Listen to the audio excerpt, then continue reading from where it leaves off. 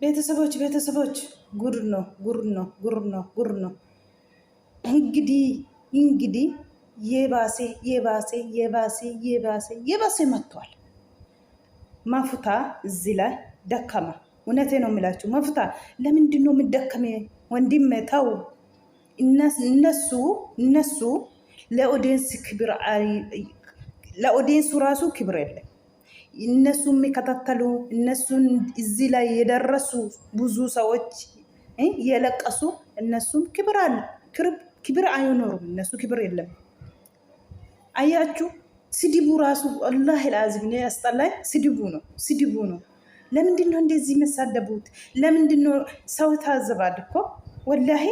አብሮ እንደዚህ ቆዩ፣ አብሮ እንደዚህ በልተው በአንድ ቀን ወይሞ በደቂቃ እንደዚህ ስድቡ እንደዚህ ክትክትክትክት ስድብ በዛ።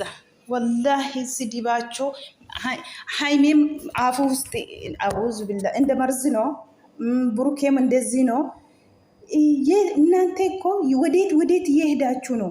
መፍታ እዚህ ላይ ደግሞ ወላሂ ጮንጋራ ላጣችሁ ያለ ነው። እውነትን ነው። ተዋቸው መፍታ ተዋቸው፣ እንደፈለጉ ይሁኑ። እነሱ እኮ አሁን ሁለት ወሬ ነው። አሁን እንደዚህ ይመጣሉ፣ ከቪዲዮ ይሰደባሉ፣ ይሄዳሉ፣ ነገ ይመጣሉ፣ ስድብ፣ ነገ ወዳ ይመጣሉ። ስድብ ብቻ ነው እንጂ ሰው የሚመለከተው እነሱ አንድ የሆነው ሰውን አላደስቱም። ሰው ደስታ ሰው የሚፈልግ እኮ ኦዲየንስ የሚፈልግ እነሱ አንድ ላይ ሲሆኑ ጣርቆ እንደ ድሮ ነው የሚፈልግ ኦዲየንስ ማለት ነው። እነሱ እኮ ይሄንን አልፈልግም። ሃይሜ ምን አለች? እኔ ወደሱ አይመልስም ብላለች። እንዳያችሁ ነው። ብቻዬም እሱ ጋር አላወራም ያለች ነው። እንግዲህ መፍታ ትናንትና የብሩኬ ቤት ነው የመጣ፣ ዛሬም የሃይሜ ቤት ነው። እንዳያችሁ ነው። እንግዲህ እነሱ ሁለታቸው ለብቻ ስለሄዱ እነሱ ምርጫ ነው። አሁን እናንተ ምንድን ነው የምታረጉት? ተዋቸው። ወላሂ እውነቴ ነው የምላቸው፣ ተዋቸው። መፍታም አትደከም ወንድሜ፣ ተው። ሰው ሲያከብር ነው። አሁን እነሱ እንደ ሽማግሌ ሆነው እነሱ ማልቆሞ በስነ ስርዓት አልወሩም እኮ እንደዚህ በቃ አያችሁ እንደ መርፌ ጭቅ እሷም ቅትላ እስተፍርላ እሷም እንደ መርፌ ነው የምታወጋት። እሱም እንደዚህ ነው። ወላሂ ላዚም አረባካችሁ ተው። ወዴት ተው። ለኦዲየንስ ክብር ይኖራችሁ ተው። በንዴት ሄዳችሁ በንዴት ሁሉም ነገር አንድ ቀን ደግሞ እውነቴ ነው የምላችሁ አንድ ቀን እንደዚህ ሆናችሁ በንዴት አንቺም ብሩኬም እንደዚህ በንዴት አሁን ተጣላችሁ፣ እንደዚህ ርቀት ጉዞ ሄዳችሁ በኋላ ደግሞ እንዳይቆጫችሁ። እውነቴ ነው የምላችሁ። ወንድ አይጠፋም። ብሩኬ ሄደ፣ ሃይሜ ወንድ አታጣም። ሃይሜ ሄደች፣ ብሩኬም ሴት አላጣም። እንዳያችሁ ነው። ግን ሰው የሚፈልገው እንደ ድሮ አንድ ላይ ሆኑ ሲመጡ ነው ማምር እንጂ ብሩኬ ለሌላ ሴት ጋር ሃይሜ ለሌላ ወንድ ጋር የኛ አልፈልግም ብሎ ነው ኦዲየንስ እየለቀሱት ያወሩት። እነሱ ይሄንን አልሰማም አሉ። ምን ይደረጋል እንግዲህ። ሃይሜ እኮ ብሩኬ አሁን እቺ ጎደኛ ናት፣ ፍሬንድ አይደለም። ሃይሜ በቃ የያዘችው ሁሉም አልቅቅም ያለች ነው። አሁንም ወላሂ በንዴት ሁሉም ነገር እያበላሹ ነው። ምን እንዴት እንጃ ግራ ይገባል። ወላሂ ተው የሚላቸው ሰው በቃ አሁን ትልቁም ትንሹም ተው ሲላቸው አበዙ። ወዴት እየሄዳችሁ ነው? ለምንድን ነው ለሰው ክብር አይኖራችሁ? ለምንድን ነው ሰው የሚላችሁ አታዳምጡ? አሁን ብዙ ሰዎች የኛ ምጻፍ ጥሩ ነገር አይናበቡም፣ መጥፎ ነገር ደግሞ ይናባባሉ ያሉ ብዙ ሰዎች እንደዚህ ያሉ ነው። ወላሂ እውነቴ ነው የሚላችሁ። ለምንድን ነው ሃይሜ ተይ ተረጋጊ፣ ተይ ሃይሜ ኒንጃ። ወላሂ እንግዲህ በቃ ተዋቸው፣ እንደፈለጉ ይሁኑ፣ የራሳቸው ጉዳይ። እውነቴ ነው የሚላችሁ። ለምንድን ነው ዛሬም ትመጣለ እነሱ አንተን አላከበሩም። ትናንትና መጥተህ አላከበሩኩም፣ ዛሬም መጥተው አላከበሩኩም። ምን ከዚህ በኋላ ምን ይደረጋል? እነሱ ሲመጡ በቃ እንደ ነብር ነው፣ እንደ ሁለቱም እንደ ነብር ነው። ሀይሜም ትወጋለች፣ ብሩኬም ይውጋታል። እንዴት ሰው ይዳመጣል? እንዴት መፍታን ኧረ እባካችሁ ተው። እውነቴ ነው የምላችሁ። አልሰማም አሉ። እንግዲህ ሰው ደከመ። አሁን እነ ፍጹሜ ራሱ እነሱ ደክሞ ነው የተዋቸው። እውነቴ ነው የምላችሁ። አሁን ደግሞ ተራ መፍታ ነው። እውነት በፊት ፍጹሜ ሲጠጣሉ ፈጹሜ ነው መስታረቃችሁ በፊት። አሁን ደግሞ የአቅሜ በላይ ነው አለው። እሱ ሄደዋል፣ ትቷል። ፈጹሜ የኔ አቅም በላይ ነው ያለ ነው በፊት ማለት ነው። አሁንም መፍታ ዛሬ መጨረሻ ነው። በደከመ እሱ አልሰማም አሉ።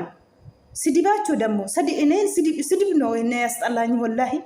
ለምንድን ነው እንደዚህ የምትሰድቡት? ለምንድን ነው? አረ ወደ ካሜራ አትመጡ፣ በስድብ ወደ ካሜራ አትመጡ። ወላሂ አስጠላችሁስ። አኩማ አርጊተኒ ጋ ምስኪነ መፍታን ጅዱት ረከቴ ጅራ ጀሪ ለማን አኩማ መርፌ ወሮራኑ ጀቹudha dhugaa rabbi arrabaatiin a'uuzu billaahi min shaytaan rajim. Wallahi laazim baay'ee tokko nama gaddisiisa. Nama waliin turtanii, nama waliin nyaattanii yoo akka kanaa akka nama dura sin wal argeen beennee fakkaattanii akkas wal xiqqeessitanii baay'ee tokko walla namni dadhabeerama. Amma jechuun warrumti isaan hordofan iyyuu dadhabne humna keenya ol ta'eera, dadhabne irra jechaa jiru warrumti isaan hordofan iyyuu jechuudha. Maaliif dhagaan jiranii waan namni isaan jedhanii kabajaan jiranii jaarsumma nama isaaniif taa'uu dhufu hin kabajanii kun akkuma argitan kan akka isaan taa'aa jiran jechuudha. Kabajaan qaban. Amma maftaan kaleessa yuutuubii burukee irra dhufe, har'a yuutuubii haymee irra dhufe jechuudha. Isaan lamaan akka addaan ba'anii hin barbaadu jechuudha. Kanaan durallee akkasuma gizee meeqa walitti fidee akkuma ambassaa beetum nabir akkasuma ta'anii jechuudha. Dhiisee gaafa sanallee har'a immoo macarrashaa jedha. Congaarraa koo na laaxanii jedhaa jira inni ofiisaayyuu jechuudha. Kabajaa hin qabanii, namaafis kabajaa hin qabanii. Yoona arraba ishiinitti akka marfee waraantu haymeen a'uuzu billah baay'ee tokko ulfaata dhugaa rabbi. Inni ulfaata inni isheen achiitti dubbattu. Inni ulfaata. Kun immoo namarraan eegamu. Jechi immoo haamilee nama cabsa. Dhugaa rabbiiti wallaahi. Jecha akka arraba kan haamilee nama cabsu hin jiru. Yoo walitti deebitu ta'e afaan itti wal amma xiqqeessitan kana hin gaabbitu. Dhugaa rabbii booru hin gaabbitu teessanii ilaaltan jechuudha. Garuu waa walitti deebanillee fakkaatu jechuudha. Namni walitti deebi'u koo ji'a tokko fixanii ji'a lammaffaa keessa jiru.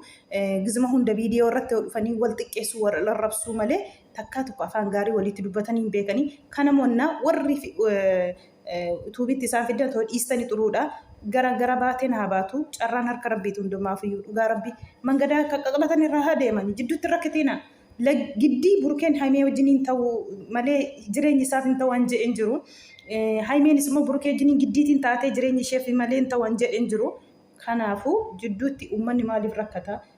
Jidduutti illee warri araara dhufanii kabajaa hin qabanii akka kana jidduu dhaabatanii wal nyaachuuf, wal qabachuuf, walitti cuucuucuucuucuucuucu akka maammaa simbirroon ganama mukarraa lafti bari'uu ga'e beektu miti.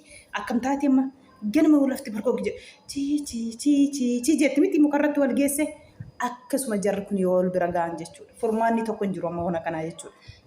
Haymeen ani lammaffaa isatti deebuu hin barbaadu jettee jirti.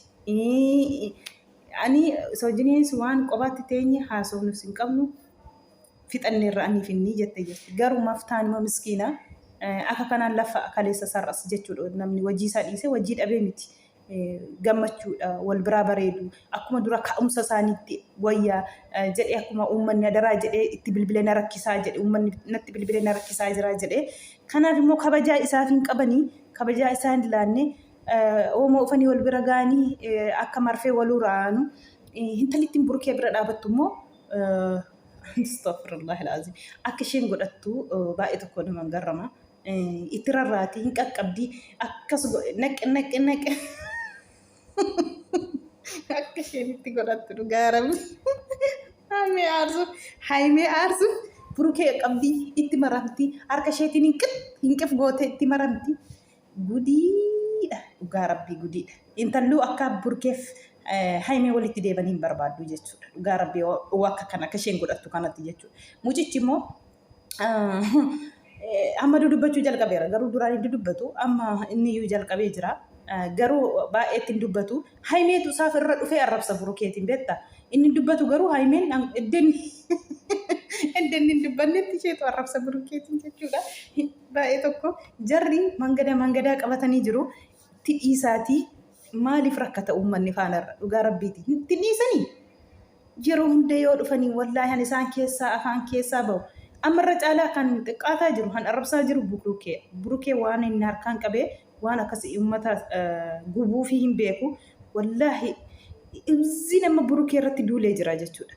Ufee deebisuuf diraamaa fi intala sanallee fide deebeellee akka ifatama gaafatu waamnan isheetu nama biraa fidee dhufe hin barbaadu jettee jechuudha. Kana booda itti kufee kadhatee duraan dadhabee dhiiseera jechuudha. Ammallee lammaffaallee ifatama gaafannee jireenya keenya akka duriitti deebilan jennaan hin didde. Waan inni akkas godhe yoo dubartiin isa bira teesses fuudhanii boostii godhanii kunoo mana akkasii jira akkas godhee yoo immoo dubartiin isa mee qophaa deema mooreeshi qophaa taa'ama Itoophiyaa keessa makiinaa keessas dubartii madiin teessu mana nyaataa wixxanis iddee namni dhibee jira iddee namni dhibeen jiru dhugaa rabbi akka biyya arabaa kanaa miti ani bakka arabni mana ishee makiinaa ishee fudhattee baati mana keessaa jechuudha. Kuni nuti mahan keenya immoo baasii tokko walitti qabamne dhiira wajjiniin dubartii wajjiniinidha. Fakkeenyaaf jechuudha. Mana nyaataa tokko illee akkasuma jechuudha. Namni sitti dhufe goddanyaa qabda. Laazimii goddanyaa jechuun laazimii fireendii ta'uu qabdi. Dubartiin tokko amma isheen akkuma amma asanfaa fitsumee goddanyaa ishee ta'anii isheetti maramanii jiranii innillee akkasumadha malee waa biraa hin qabu jedhan. Intalli biraatii jechuudha. Intalli akka waa biraa qabu fakkeessitee inni isheen akkasitti qolloftee akkasitti qabdee jirtu jechuudha. Hin ulfaata baay'ee tokko namni isaa wajjiniin rakkate. Uummanni isaa wajjiniin cannaqame ani tokko na aarsu anumti na dhibu warra mana madaamii keessa jiru kana hin bo'u jechuudha. Tuktukee tokko irratti waan deemu argee yoo isaan ofitti walitti deebante ana ofan ejjeessa siin galuu kan jette tokko jirti dhugaa rabbi maal eenyu siidu eessatti si beeku yaa habiibti wallaahi eessatti si beeku mee namaaf jettee moo namaaf jettee of ajjeestaa jireenya namaaf jettee moo Allahu akbar. Kuni gowwummaadha malee dhugaa rabbii hin miti. Namni naa agawuuf ta'e beeku malee namaaf ittanii an akkasuuf hin godhaa jechuu dhiisa. Namaaf hin jiraattan ofiif jiraattu. Isaanis hin beekan. Isaanis ofiif jireenya isaanii jiraatu. Hin qalaflafamiina dhugaa rabbii gattaa'ati dalagaa keessan dalagadha. Abbaan dhufee abbaan deeme mirga isaati. Namni kan maraxate jiniin jiraachuun mirga isaati. Isheenillee maraxattee deemteetti. Inni immoo yoo ta'es ishee kana wajjiniin haa zallaqu yoo ta'es haa fidatu.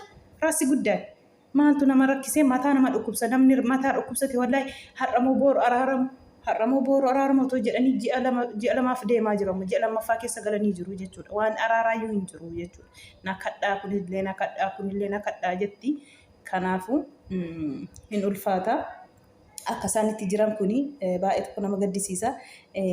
Arrabni miidiyaa kanayyuu burukeetiin haimee burukee walirraa fageessa jedhee yaada. Maaliif burukee gadi galgashanii arraba isaaniitti arrabsanii kan isaan jedhanii kan isaan xiqqeessanii warri deeggartoonni jechuudha. Kanaafuu gizee kana ilaalu haati isaallee naftu obbolaan isaallee manatti naftu gizee kana ilaalu garaa nuusa cituu danda'a dhugaa rabbii. Lafee nama cabsakku arrabni dirmammoo ulee ni fayyitu. Ganama sinirra hin jiru dhugaa rabbii galu laala arraba yoomuu fayyamu isheen illee jecha isheen bira dhaabattee jettu kunu baay'ee tokko nama saalfachiisa dhugaa rabbii jecha hin taane wallaahi. Kanaafuu warra ammaa gara ishee fakkaatullee burukeetiin akka xiqqeessu kana waan buruqeen akkas godhee qabee kudinuma yeroo hunda waan akka tokko hixaadha beektanii hixaadha wallaahi. Waan tokko yoo namni tokko kan godhe lajab jedhu yoo haimeen balleessite lajab jedhu homaa miti. Garuu gizee burukee waa tokko dogongoreetes beekaates waan qaban tokko iyyaa ooluma torbe tokkotti burukee irraa jechuudha. Gadi sagalgashanii haati isaa naftu humti nafu. Kanumayyuu kunuu walirraa isaan fageessaa jechuudha dhugaa rabbi walirraa isaan fageessa. Kanaafuu maaliif mataa dhukkubsata uummanni faanarra ittiin dhiisuu. Araara jedhanii viidiyootti fidanii dhufu jarri azarraaf jedhu. Araara fidanii viidiyootti dhufu jarri arraba. ani isa caalu argadhe ani akkas ta'e ani isan barbaadu ani hiyyoo ta'usaa keessaa baheera. Ayii hanuma beeku namaa nyaatu jedhani maal godhu egaa maraxattee caala gaa situ beeka ishee baasu abbaatu beeka miti namni mataa isaaf wallaaleeru hin jiru. Garuu immoo himeen akka burkeetti hin argattu. Garuu mangadaa si maraxatte situ beeka garuu akka burkee an argattu kana beeki eessumattu akka burkeetti hin argattu.